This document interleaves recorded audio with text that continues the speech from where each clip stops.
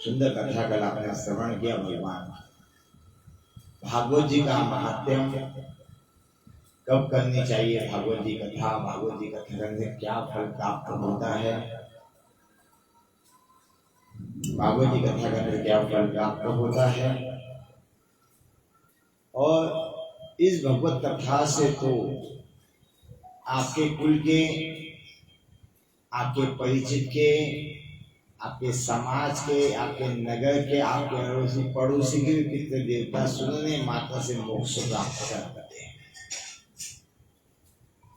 कहा किसी संत ने कि भाई धुंधकारी जी की जब गोकर्ण जी ने 1,00,000 बार गया श्राद्ध कर दिया, उसके बाद ही मोक्ष क्यों नहीं मिली? उसका एक कारण था कि भागवत जी कथा नहीं किया इसीलिए मोक्ष नहीं मिला। दूसरा एक कारण और है जो आज ज्ञात है। महाराज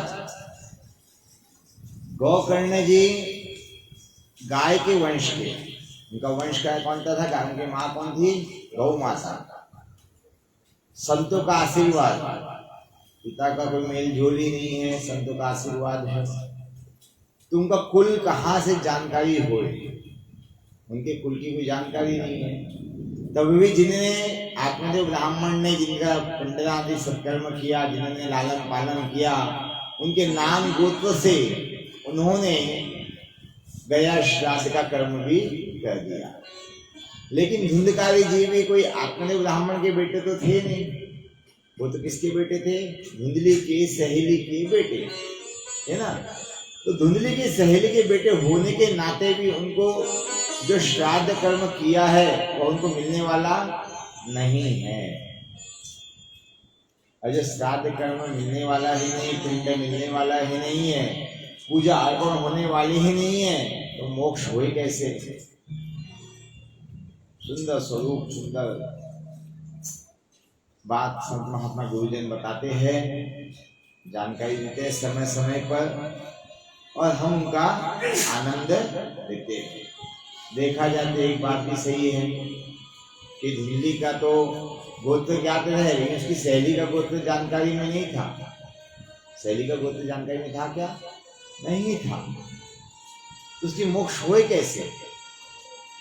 इसीलिए भगवत सप्ताह ज्ञान का आयोजन किया गया, और यज्ञ के आयोजन करने मात्र से ही जो 7 दिन की कथा होती है, 7 गांठ वाला बांस होता है, जो व्यास जी होते हैं उनके पीछे में स्थान उनको दिया जाता है। पहले दिन की कथा हुई, पहले दिन का बांस का गंती फूट गई, सेकेंड डे की गंती फूटी, थर्ड डे की गंती फूटी, ऐसे करते करते 7 दिन की ग्रंथि फूट गई। और धुंधकारी जी रथ पर विमान में बैठकर देवताओं के स्थान की ओर चल पड़े।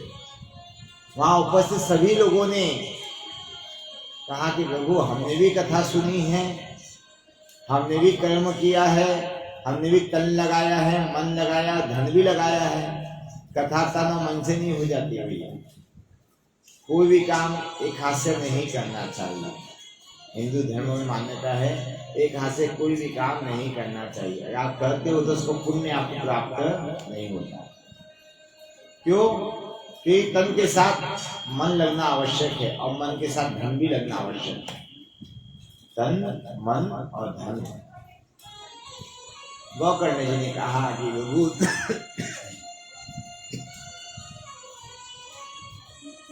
उनको बोला छोका छापी मत बोले महाराज महाराज यह जो लोगों ने प्रश्न उठाया कि हमने भी कथा सुनी, हम वहां बैठ के क्यों नहीं गए? बोले ये जो कथा हो रही थी ना, ये सिर्फ धुंधकारी जी के लिए हो रही थी, बाकी अन्य किसी के लिए भी नहीं इसका आयोजन किया गया था। और जो धुंधकारी के लिए इसका आयोजन किया, इसका पुण्य भी इन्हें ही प्राप्त होगा, अन्य किसी को प्राप्त होने वाला भी नहीं है। जैसे हम जो कथा कर रहे हैं, भाई साहब का भजन गा रहे हैं, पंडित जी मूल पाठ कर रहे हैं, किसके लिए कर रहे हैं? आप कथा में सहयोग प्रदान कर रहे हो नाना प्रकार से, भोजन से, धन से, धान्य से, हर चीज से। किसके लिए कथा कर रहे हैं? पितृ मोक्षदायिनी, पितरों की मोक्ष के लिए, जिससे हमारे से पितरों की मोक्ष हो और उनका आशीर्वाद प्राप्त होगा, वह वैकुंठ में वास करेंगे। यह भी होना सबसे अत्यावश्यक बात है। कल समय का थोड़ा अभाव था, हम आगे बढ़ गए और पीछे कुछ कथाएं रह गई थी जो मुख्य थी। भागवत जी का मुख्य अंग है। महाराज नारद जी का जन्म की कथा ज्ञात होती है कि नारद जी कहते हैं कि भगवान, मैं भी आपके जैसा एक मनुष्य साधारण व्यक्ति था, मैं साधारण व्यक्ति था, मैंने आपको पूर्व जन्म की कथा सुनाता हूँ। नारद जी कहते हैं महाराज, नारद जी महाराज कहते हैं कि मैं दासी का बेटा था, मेरी जन्म होते ही मेरे पिता की मृत्यु हो गई। जन्म होते ही पिता की मृत्यु हो जाना बड़ा कष्टदायी स्थिति परिस्थिति होती है। बेचारी माँ और नन्हा सा बालक गोद में लिए लिए माँ बच्चे को खिलाती है, सुलाती है, आदि इत्यादि लालन पालन में मंग होती है। उस समय पिता के परिवार के, पिता के वंश के भ्राता, पिता के वंश के परिवार के सभी सदस्यों ने माता को घर से बाहर निकाल दिया। अब नारद जी की माँ के पास में एक ही संबंध है, माँ और बेटे का, बाकी कोई संबंध नहीं है। नारद जी महाराज अपनी माँ की गोद में लेटे लेटे स्मरण करते कि प्रभु अभी कोई अच्छा कार्य मुझसे करा दे, मेरी मैया को अच्छा मार्गदर्शन कर दो। नन्हा सा बालक क्या कर सकता है, क्या सोच सकता है? माँ दासी इधर उधर घूमने लगी। अभी चौमासा चालू होता है ना, अभी ये जो महीना चालू है चौमासा है। श्रावण गुरु पूर्णिमा से लेकर आषाढ़ गुरु पूर्णिमा से लेकर एकादशी तक का इस चौमासे में कहते हैं कि इधर उधर ज्यादा सफर नहीं करना चाहिए, घूमना फिरना ज्यादा नहीं करना चाहिए, एक जगह पे स्थित रहना चाहिए। क्यों? क्योंकि इसमें एक तो वर्षा आती है, वर्षा आने के बाद क्या होता है, छोटे छोटे जीव जंतु घर से बाहर निकलते हैं और हम अगर उसमें जाते हैं तो जीव जंतु दिखाई नहीं देते, और जीव जंतु दिखाई नहीं देते तो क्या होता है, उनका गोविंदा नमो नमो हो जाता है, उसका भी दोष हमें लगता है ना। बोले महाराज इसीलिए आपने देखा होगा जैन समाज में चौमासे को बड़े मान्यता दी गई है। अपने मारवाड़ी पहले में चौमासे को बहुत मान्यता देते हैं। तो जैन समाज में ऐसी मान्यता भी है कि संत महात्मा उनके जो भी गुरुजन होते हैं ना, वह एक ही स्थान पे विराजमान हो जाते 4 महीने के लिए, कहीं जाते आते नहीं। आप देखना भी नागपुर जितनी जैन मंदिर है वहाँ कहीं ना कहीं गुरु जी का सत्संग आदि कहीं चल रहा है, लेकिन गुरु जी कहीं जाना आना बंद कर रहा है, और नहीं तो उनको भ्रमण करते रहते 12 महीने में 8 महीने तो भ्रमण करते रहते हैं, और चौमासे में एक स्थान पर रहते हैं। महाराज सुंदर रूप से वैसे ही नारद जी की माँ दासी कुछ संतों की मंडली में गई और संतों की मंडली में जाकर संत महात्मा से कहा, प्रभु ये मेरा छोटा सा बालक है और आपके शरण में से लेकर आई हूँ, आप मुझे सिंहासन सहारा देवे, आप मुझे यहाँ रहने की परमिशन देवे, आपसे प्रार्थना करती प्रभु आपकी सेवा पूजा करूंगी, आप जो कहेंगे वह करूंगी, लेकिन उसके बदले में बच्चे को बाल भोग की व्यवस्था हो जाए, इसीलिए मैं आपसे प्रार्थना कर रही हूँ। संतों ने कहा देवी हमारा काम तो भगवान का भजन करना है, भगवान का संकीर्तन करना है, भगवान की तपस्या करना है। रहना नहीं रहने देना, यहाँ रखना नहीं रखना हमारे हाथ की बात नहीं है। अगर आपको यहाँ रहने की कामना भी है ना, तुम्हारी पत्नियां हैं, संत माताएं हैं, उनके पास जाओ, उनसे प्रश्न करो। अगर वो कह देवे कि यहाँ रह जाओ तो रह जाना, ना तो अपने घर स्थान पे चले जाना। आज नारद जी की माँ नारद जी गोद में लिए उस माताओं के पास मिली, माताओं से पूरी वार्ता बतलाई। और बताने के बाद में माताओं ने कहा है, संत माताओं ने कहा यहाँ रह सकते हो आप बच्चे को लेके, लेकिन उसके बदले आपको कोई कार्य करना पड़ेगा, कोई काम करना पड़ेगा। काम क्या है? बोले महाराज कुछ नहीं, इसमें झाड़ू पोछा लगाना है, गौशाला जाके दूध लाना है, फूल लाना है, संत महात्मा यज्ञ करते हैं, उसकी सामग्री एक जगह पे इकट्ठा करनी है, यही कार्य आपको करना पड़ेगा। अब बता दिया, माता ने अपना जो दैनिक का कार्य था वह करना प्रारंभ कर दिया। अब संत महात्मा जो होते हैं ना, छोटे बच्चों से बहुत प्रेम करते हैं, बहुत लाड लड़ाते हैं छोटे बच्चों को। बोले महाराज संत महात्मा देखा छोटा सा नारद जी है और ये भक्त है, इनका नाम संत महात्मा ने गुरुजन ने रख दिया। और रखने के पश्चात आज माता दासी इधर से उधर घूमने लगी। जो संत महात्मा कहते सामग्री लाने के लिए वो माता जी उसके लेके आके दे देती। हुआ यूं कि आज देख करे तो करे क्या महाराज, जब नारद जी की माँ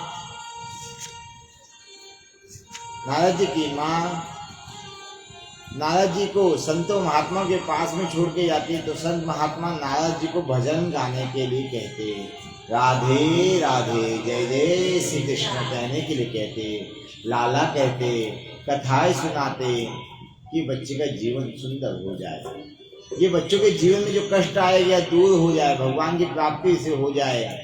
इसीलिए नारद जी से संत महात्मा नाना प्रकार कथाएं सत्संग आदि सत्कर्म किया करते थे महाराज, और सत्संग आदि किया सत्कर्म करते थे सुंदर रूप से। आज माँ ने देखा कि मेरा बालक जो है थोड़ा बड़ा हो गया है और समझदार हो गया है। अब संत महात्मा नारद जी को उपदेश देते हैं कि बेटा भगवान के मार्ग पे चलना चाहिए, सन्मार्ग पे चलना चाहिए, अधर्म का पालन नहीं करना चाहिए, धर्म का पालन करना चाहिए, मान सम्मान आदि कर्म करना चाहिए। नारद जी की माँ जो थी दासी, उन्होंने यह देखा और देखने के बाद में उनके मन में भाव आया, अगर मेरा बच्चे सन्मार्ग पे चलेगा तो उसका जीवन में कैसी स्थिति परिस्थितियां बनाएंगी।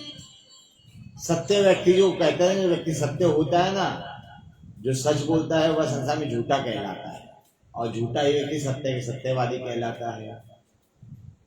नारद जी की माँ ने देखा कि ये बच्चा अगर सत्य मार्ग पे चल गया तो कोई संसार वाले से गालियां देंगे, इसका मन तो सत्य मार्ग पे चल रहा है लेकिन संसार वाले से गालियां देंगे, नाना प्रकार की बातें कहेंगे। आज करे तो करे क्या महाराज। नारद जी की माँ संतों के पास जब नारद जी बैठे थे उस समय उनके गोद में से उठा लेती और अपने साथ कहीं लेके चली जाती। कुछ समय के बाद फिर संतों के पास लाके छोड़ देती। अब नारद जी को जो है वह जो बातें थी संत महात्मा गुरुजनों की वह अच्छी लगने लग गई। अब नारद जी दौड़े दौड़े जाए संत महात्मा के पास में, गुरु जी आप ज्ञान बताओ, ज्ञान की बातें कहो ना, अच्छी बातें कहो ना, बताओ तो सही कैसा करना चाहिए, धर्म पे कैसे चलना चाहिए, धर्म की परिभाषा क्या है, आदि इत्यादि, सन्मार्ग चलने के लिए क्या करना पड़ेगा। नारद जी प्रश्न करते हैं। माता ने देखा, माता कहती चल लाला यहाँ से चलो, बिल्कुल यहाँ नहीं रहना, आप कुछ समय के लिए चलो हमारे साथ, हम आपको एक जगह लेके जाते हैं। नारद जी तो मैया के साथ चले गए, और लेकिन नारद जी के मन में आया, हे भगवान तुम मुझे कैसी माँ दे दिया है, जब जब मैं सत्संग करने के लिए जाता हूँ तब तो मुझे सत्संग नहीं करने देती और मुझे कहीं ना कहीं जैसी अवस्था में लेके जाती है जहाँ मुझे आनंद मिले। लेकिन आनंद तो मुझे परमात्मा की कथा में, परमात्मा के गुण में, परमात्मा के नाम में मिल रहा है ना। हे भगवान, ये माँ जो है ये माँ नहीं है। नारद जी के भाव से ऐसा मन भाव आया, हे भगवान, इससे अच्छा तो बिना माँ के ही मैं रह जाता। नारद जी भगवान को कहते बिना माँ के ही मैं रह जाता, कभी सब सत्संग तो कर पाऊंगा, भगवान की प्राप्ति तो कर पाऊंगा, भगवान का ज्ञान तो उपदेश तो कर पाऊंगा, भगवान के नाम जप तो कर पाऊंगा। ऐसे नारद जी के मन में भाव आया। कहते हैं हर व्यक्ति के 24 घंटे में एक बार जिह्वा पे सरस्वती माता का वास होता है। 24 घंटे में एक बार। अब वह कब होता है किसी को भी ज्ञात नहीं है। ब्राह्मणों के अनेक बार होता है, और जो व्यक्ति तंबाकू खाता है उसके मुंह पे कभी भी सरस्वती माता का वास नहीं आता है। महाराज, आज नारद जी की वो जो बात थी सत्य हो गई। माँ जो थी गाय का दूध दोहने के लिए ब्रह्म मुहूर्त में गौशाला गई और नारद जी विश्राम कर रहे थे। बहुत वर्षा आ गई। वर्षा अधिक आने से जो सांपों का बिल होता है ना, उसमें पानी भर गया। सांप वहां से बाहर निकला, माता का चरण और सांप का मुंह आपस में मंगलम मंगलम हो गया और नारद जी की माता का गोविंदाय नमो नमो हो गया। जैसी नारद जी की माँ का गोविंदाय नमो नमो हुआ, संत माता जाती है, बोले आज ये दूध लेके क्यों नहीं आई दासी, क्या बात है, कहाँ चलेगी दासी। ढूंढने के लिए आती है गौशाला में दासी को। दासी तो गोविंदाय नमो नमो हो गया। शरीर है लेकिन दासी यहाँ कहीं दिखाई नहीं दे रही। अब करे तो करे क्या महाराज। सत माता जाती संतों को कहती है, प्रभु ऐसा हो गया, ऐसा घटना घटित हो गई कि क्या कहे उस बालक से जिसको आप कहते थे रामदास। संतों ने भगवान नारद जी को पहले जन्म में नाम दिया था रामदास। राम जी का दास है जो रामदास।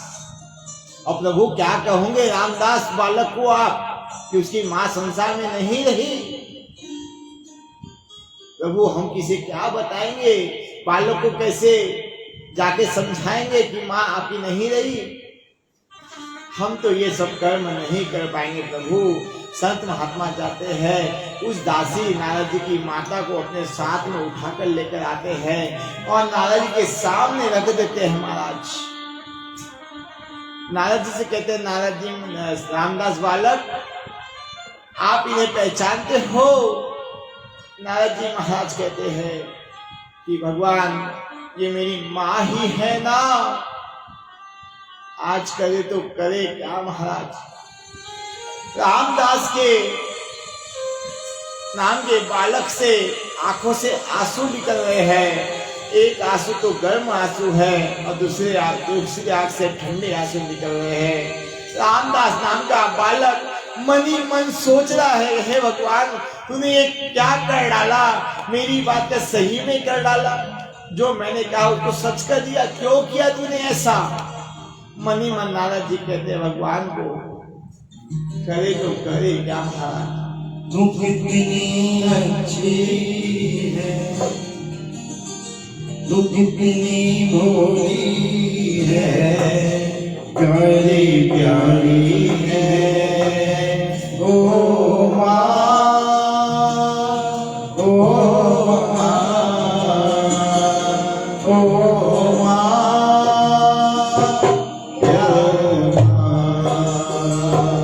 तू कितनी अच्छी है, तू कितनी भोली है, प्यारी प्यारी है ओ माँ,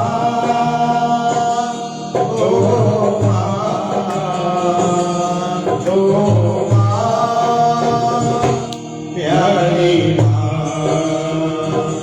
वो ये जो दुनिया है वो बनेगा डोंगा, जो भूलवारी है ओ माँ,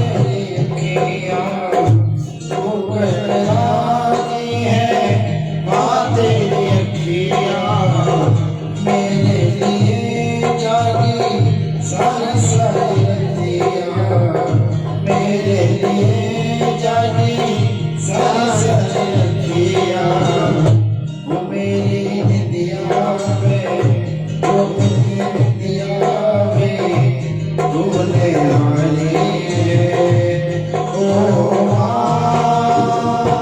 प्यारी ओ माँ प्यारी माँ तू कितनी अच्छी है तू कितनी भोली है प्यारी प्यारी है ओ माँ प्यारी माँ ओ माँ प्यारी माँ ओ माँ प्यारी माँ ओ माँ प्यारी माँ। आज महाराज नारद जी करे तो करे क्या, सामने भगवान ने ऐसा कर्म देखा दर्शन कराया कि नारद जी ने पूरे जीवन में ऐसा सोचा भी नहीं होगा। महाराज नारद जी के सामने संत महात्मा कहते हैं, भगवान रामदास बालक चलो अपनी माता जी को अग्नि आदि इत्यादि सत्कर्म करो, अब चलो जो हो गया सो हो गया।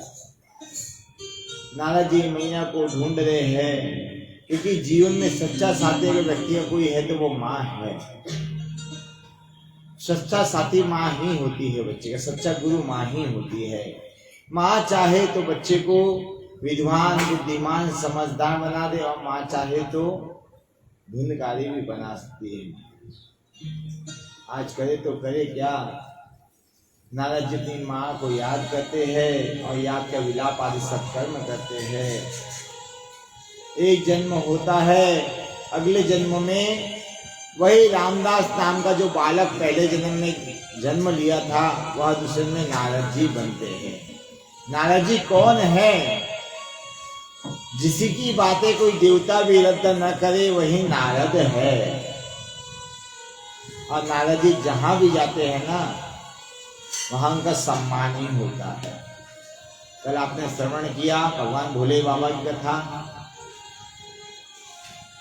एक बात छोटी सी छोड़कर माता पार्वती के पास में, भोले बाबा के पास में नारद जी महाराज आ गए।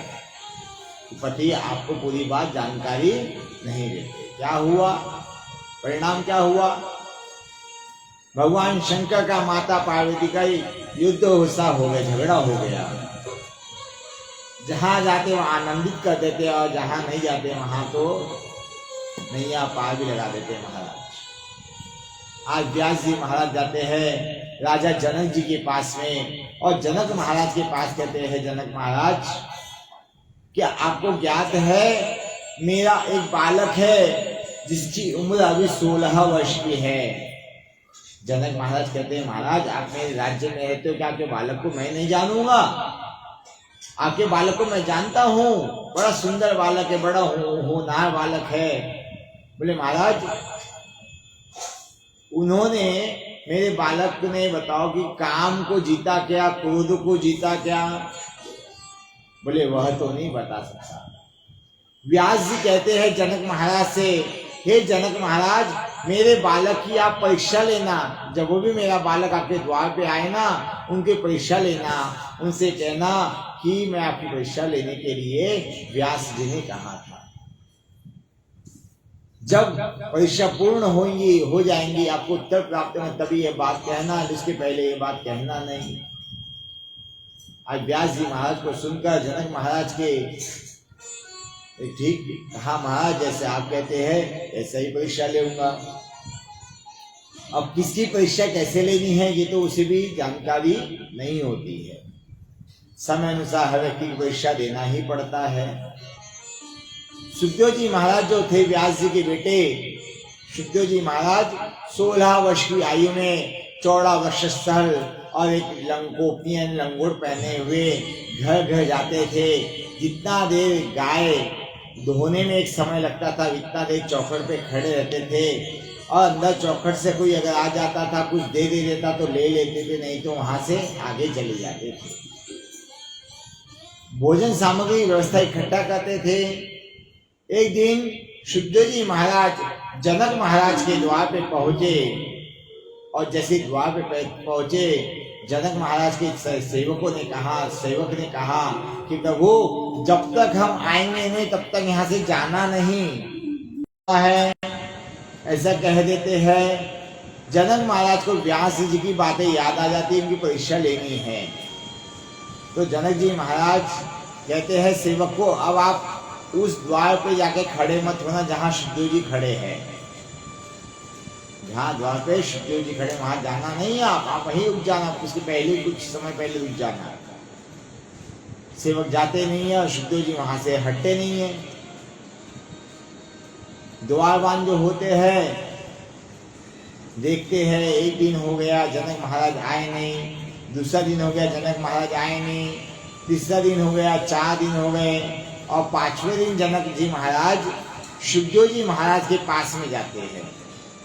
उस द्वारबान को साथ में लेते हैं कि यही सुखदेव जी महाराज है क्या, परिचय दो।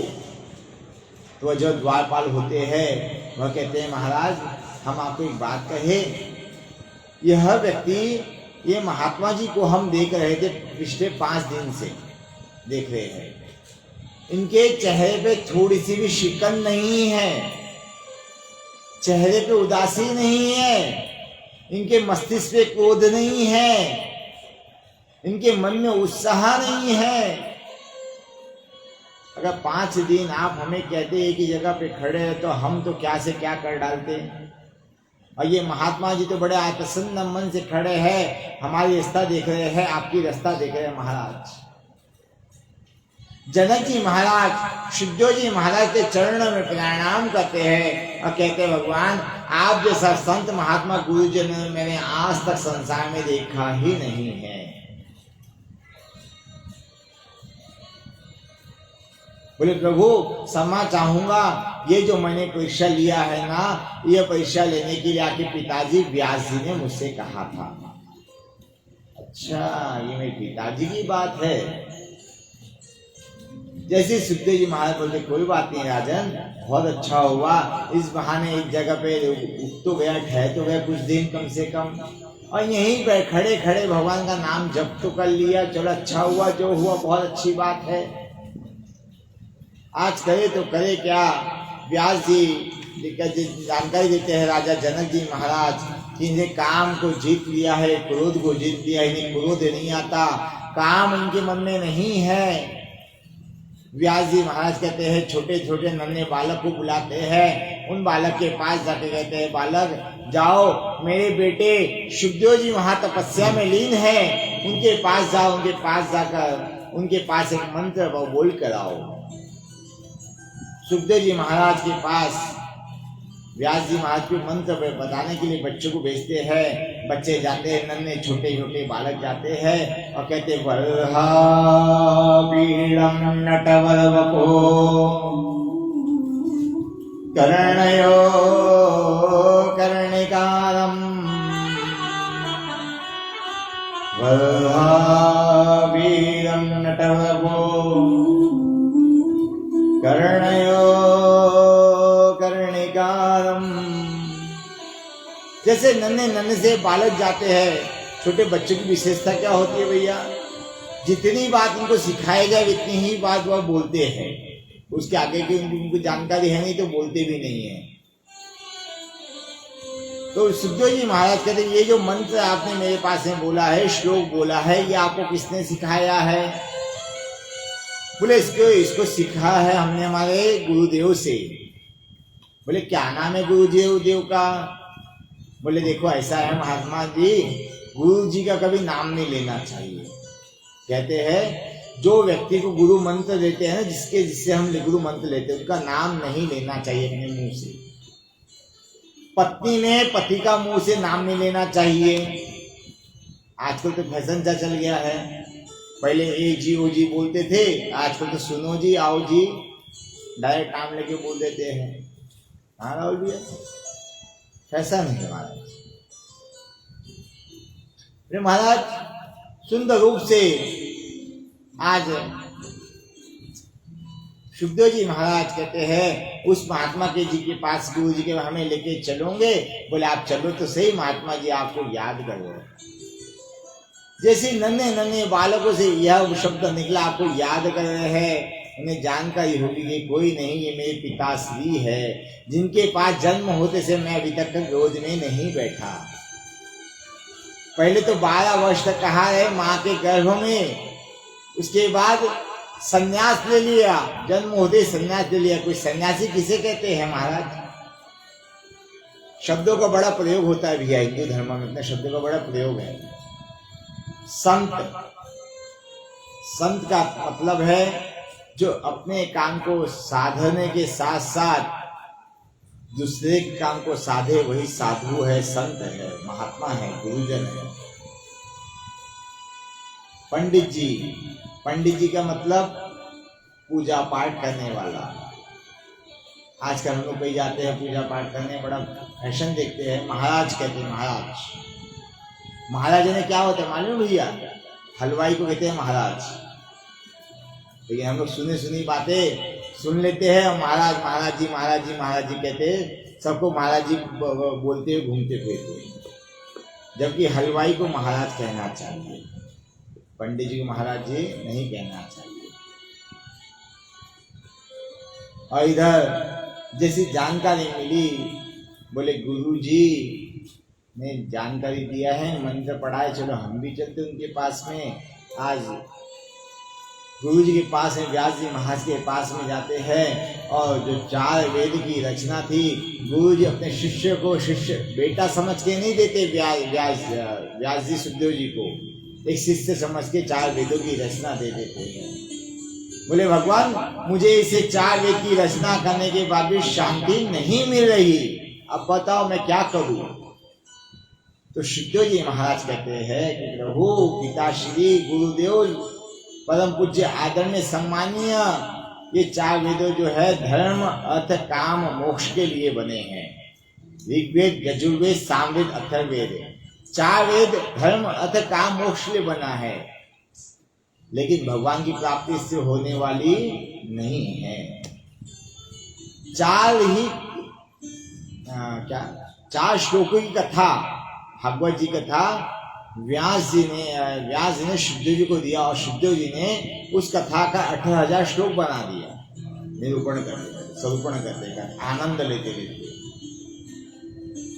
4 श्लोक की भागवत जी थी, जो 4 श्लोकों को 18,000 श्लोकों में परिवर्तित कर दिया शुद्धदेव जी महाराज ने, और इतना आनंदित कर दिया कि इसके सुनने मात्र से, श्रवण करने मात्र से मुक्ति को निश्चित हो जाता है, तो मुक्ति को प्राप्त हो जाता है। महाराज सुंदर रूप से आज भागवत जी की रचना आदि सत्कर्म हुई, और सत्कर्म होने के बाद में कौरव पांडव आदि का युद्ध हुआ। उसमें भीष्म पितामह जो थे, बड़ा एक किरदार निभा रहे थे कौरव पांडव युद्ध में। भीष्म पितामह बहुत बड़ा किरदार था। जीवन पर्यंत भीष्म पितामह को समझ में कुछ भी नहीं आया, बस जो हो रहा है बहुत अच्छा हो रहा है, जो हो रहा है बहुत अच्छा हो रहा है, बोलते रहे। और बोलते रहने के बाद में जब अंत समय आया तो उनको 54 दिन तक का शेष सैया पर विराजमान रहना पड़ा। बाणों की सैया पर विराजमान है भीष्म पितामह। तन करे, फिर उस समय भीष्म पितामह को याद आता है, तन करे सेवा करे, मन करे सो ध्यान, धन से जो दान करे, हो उसका कल्याण। भीष्म पिता को याद आता है, तन दिया था भगवान ने मुझे सेवा करने के लिए, मैं तन काहे में लगाया? इष्ट मित्र कौरव पांडव युद्ध में तन लगाया, मन लगाया वही युद्ध में किसको कैसे पराजित करना है उसे मन लगाया। आज करे तो करे क्या महाराज? भीष्म पितामह को वरदान था इच्छा मृत्यु का। जब तक उनकी पूर्ण इच्छा पूर्ण नहीं होंगी तब तक वह मृत्यु को प्राप्त नहीं होंगे। आज भीष्म पितामह जी तन को शुद्ध कर रहे हैं, मन को शुद्ध कर रहे हैं, शरीर के एक एक रक्त के कण कण को शुद्ध कर रहे हैं, और परमात्मा के दर्शन की प्राप्ति के लिए परमात्मा को पुकार रहे हैं महाराज।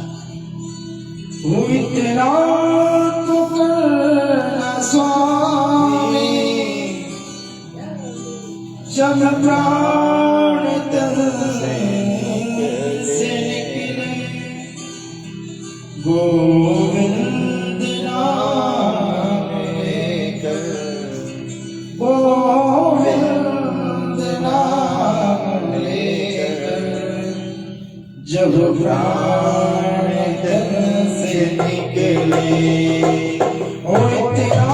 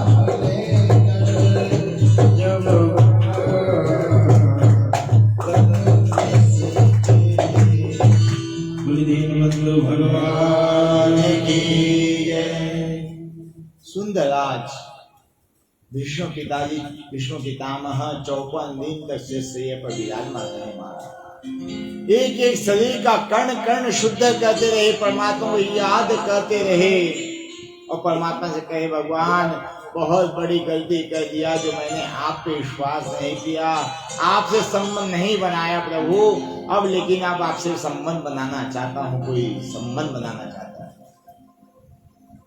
कहते हैं कि जीवन में संबंधी सुख देता है। जीवन में संबंधी सुख देता है व्यक्ति को, बाकी कोई संसार में सुख देने वाला नहीं है।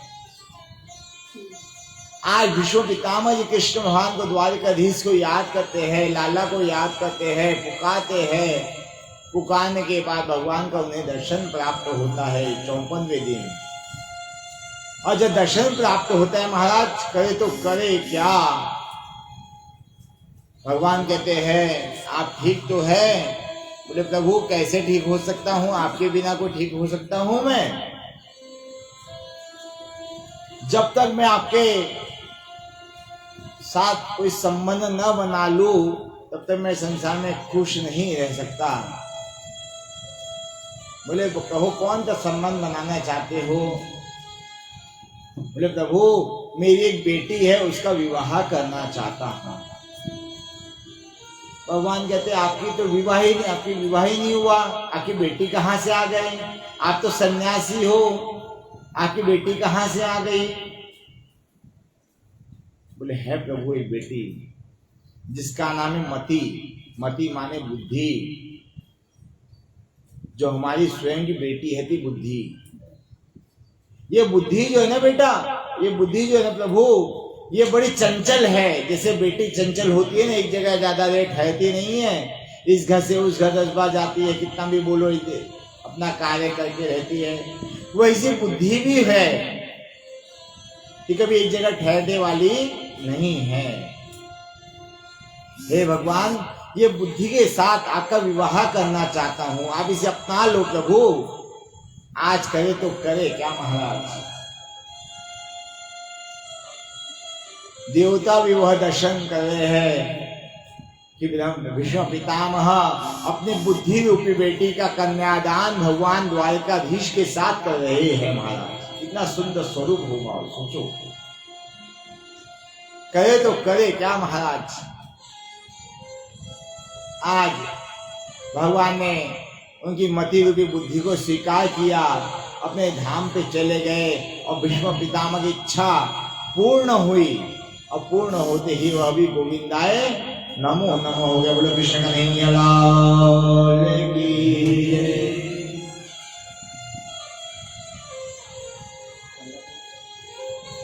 महाराज आगे जाकर सुंदर वेद व्यास जी महाराज शुद्धदेव जी महाराज कहते हैं परीक्षित कोई नहीं, अभिमन्यु का बेटा ही है परीक्षित। मां उत्तरा के गर्भ में भगवान ने सुदर्शनधारी का रूप धारण किया और भगवान उत्तर के गर्भ में जब परीक्षित जी महाराज गर्भ में थे, उसने परीक्षित जी प्राण की रक्षा करी। मां के गर्भ से जन्म लेते ही परीक्षित जी महाराज बैठ गए और बैठने के पश्चात इधर उधर घूमने देखने लगे। वह कुछ संत महात्मा कहते परीक्षित जी महाराज इधर उधर क्या देख रहे थे। तो गुरुजी लोग उसका वर्णन करते हैं परीक्षित जी महाराज किसी को नहीं ढूंढ रहे थे सिवा परमात्मा को। क्यों? क्योंकि मां के गर्भ में ही परीक्षित जी महाराज को भगवान ने दर्शन दे दिया था। मां के गर्भ में ही वही दर्शन परीक्षित जी महाराज को लगा, वही दर्शन मुझे जन्म लेने के बाद भी देंगे प्रभु। तो भगवान परीक्षित जी महाराज भगवान को इधर उधर ढूंढ रहे हैं, भगवान कहीं दिखाई नहीं दे रहे। आज सुंदर रूप से परीक्षित जी महाराज का राज्याभिषेक करा गया। इरावती नाम की उसकी पत्नी का नाम था इरावती। परीक्षित जी महाराज का विवाह कार्य हो गया, उनकी पत्नी का नाम इरावती है। अपनी पत्नी के साथ आज इरावती के साथ परीक्षित जी महाराज आनंद से राज्य में रह रहे हैं। अच्छा राज्य में रह रहे महाराज। परीक्षित जी महाराज की विशेषता थी कि नगर में अपने राज्य में कोई भी अनहोनी नहीं होने देना है। परीक्षित जी महाराज रोज उनका नित्य का नियम था कि घर से बाहर जाना है, राजमहल से बाहर जाना है, पूरे नगर में भ्रमण करना है और किसी के साथ अन्याय हो रहा है तो उसको सम्मान दिलाना है और अन्याय से उसे मुक्त कराना है। परीक्षित जी महाराज ने देखा एक बैल खड़ी है, उस बैल के पास में गाय भी खड़ी है और एक हष्ट पुष्ट व्यक्ति सर पे काली पट्टी बांधे, काला तिलक लगाए, हाथ में तलवार लिए बैल के पैर को काट रहा है। परीक्षित जी महाराज ने देखा एक पैर कट गया बैल का, ये बड़ा दुखी है बैल तो। दूसरा पैर भी कट गया, ये काट क्यों रहा है? तीसरा पैर भी काट रहा है, अब चौथा बचा है और एक पैर पे बैल टिकी हुई है। गाय माता, गौ माता वहां रुदन कर रही है, करे तो करे क्या महाराज।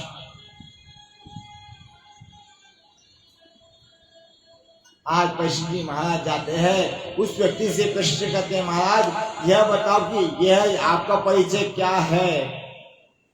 बोले इस युग का राजा मैं हूं। जो युग है ना अभी चल रहा है, जिसका नाम है कलयुग, इसका राजा मैं हूं। बोले आप इस युग के राजा हो, मैं इस राज्य का राजा हूं। जैसे अपने यहाँ पे आमदार होता है, खासदार होता है, बड़ा स्थान किसका होता है विमल भैया? और काम ज्यादा कौन करता है ना? वैसे ही युग का राजा कलयुग है और वहां चलना किसकी है? आमदार की। आमदार बोले तो राजा परीक्षित की। बोले देखो आप मेरे राज्य में यह गलत कार्य नहीं कर सकते। बोले आपके राज्य में नहीं कर सकते, कहीं नहीं कर सकते। बोले कहीं ना करो, ज्यादा अच्छी बात है, मैं यहां से चले जाओ। बोले आपने इस बैल के पैरों को काटा है, क्यों काटा है? बोले धर्म अर्थ काम, 3 पैरों को काट दिया है और चौथा पैर जो है था मोक्ष। अगर चौथा पैर भी कट जाता बैल का तो संसार में किसी मोक्ष भी नहीं होती, भागवत जी कराने से भी मोक्ष नहीं होती।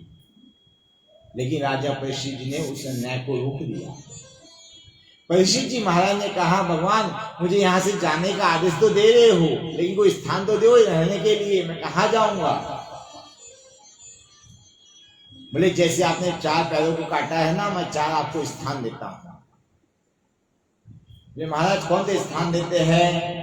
सुंदर रूप से परीक्षित जी महाराज आज कलिक नाम के राजा को पहला स्थान देते। घृतपान स्त्रियाणाम सोनायत्न धर्म चतुर्विधे।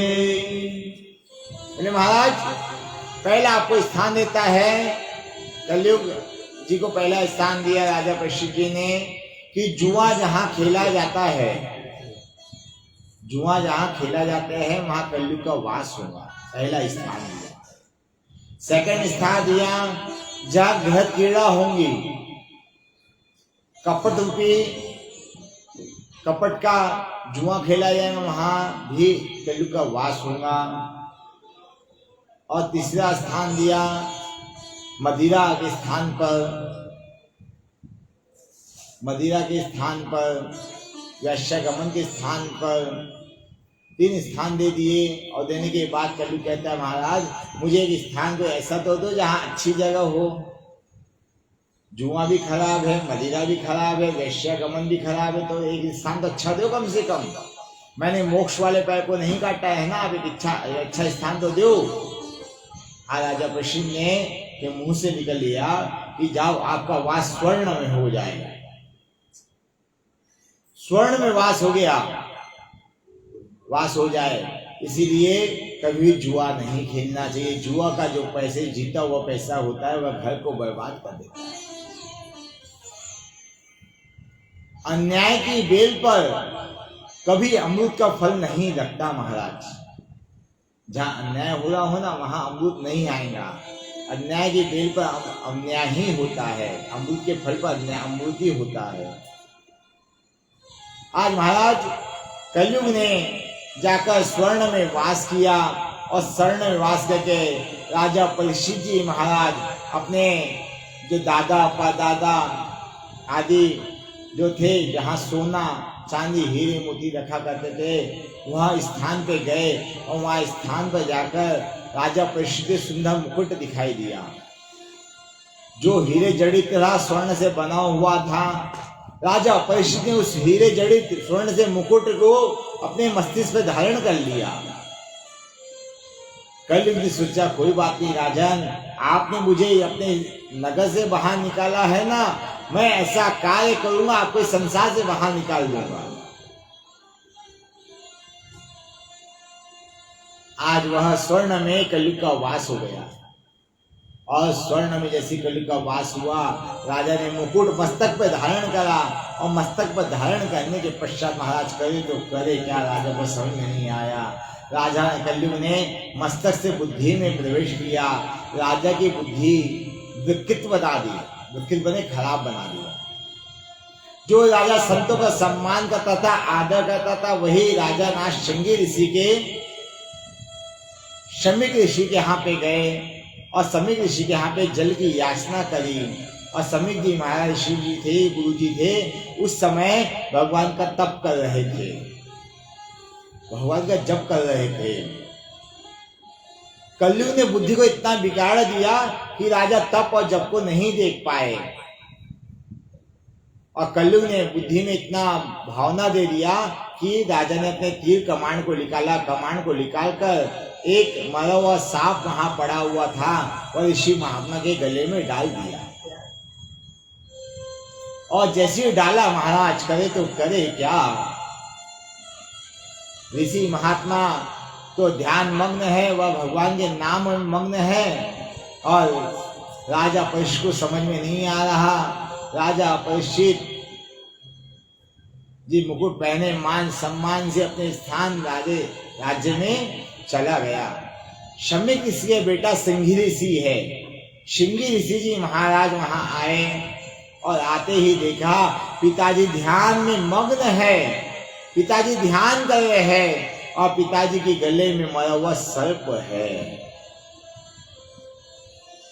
इतना देखा और देखने के बाद श्रृंगी ऋषि को क्रोध आ गया और क्रोध आने के बाद में क्या किया, उन्होंने हाथ में जल लिया और जल लेकर कहा, हे भगवान, अगर मैंने आपकी सच्ची पूजा करी है, मेरे पिताजी के गले में मरा हुआ सर्प जिन लोगों ने डाला है, जिसने डाला है, उस व्यक्ति की आज से ठीक 7वें दिन तक्षक नाम का सर्प डसने से उसकी मृत्यु हो जाए, ऐसा जल लेके छींटा दे दिया।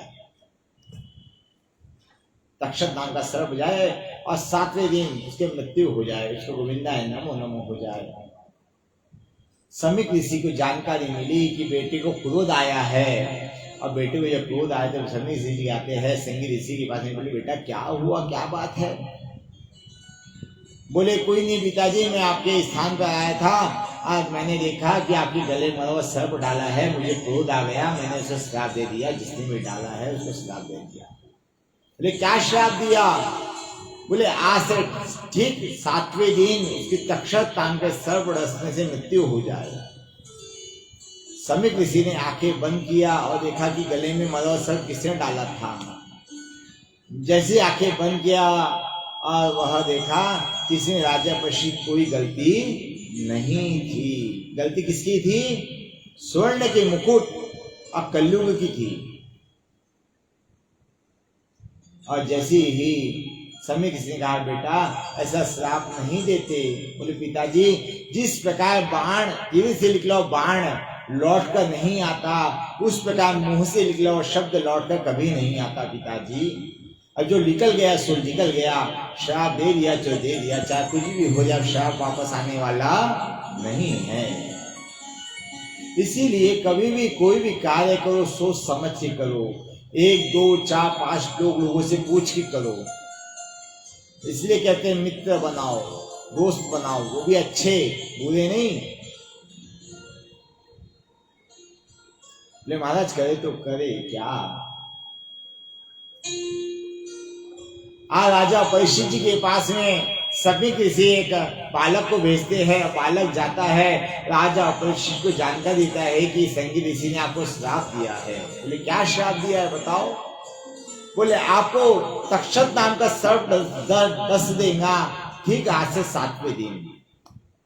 राजा परीक्षित जो मायूस होना था, उदास होना था, उदास नहीं हुए और बड़े आनंदित हो गए राजा परीक्षित।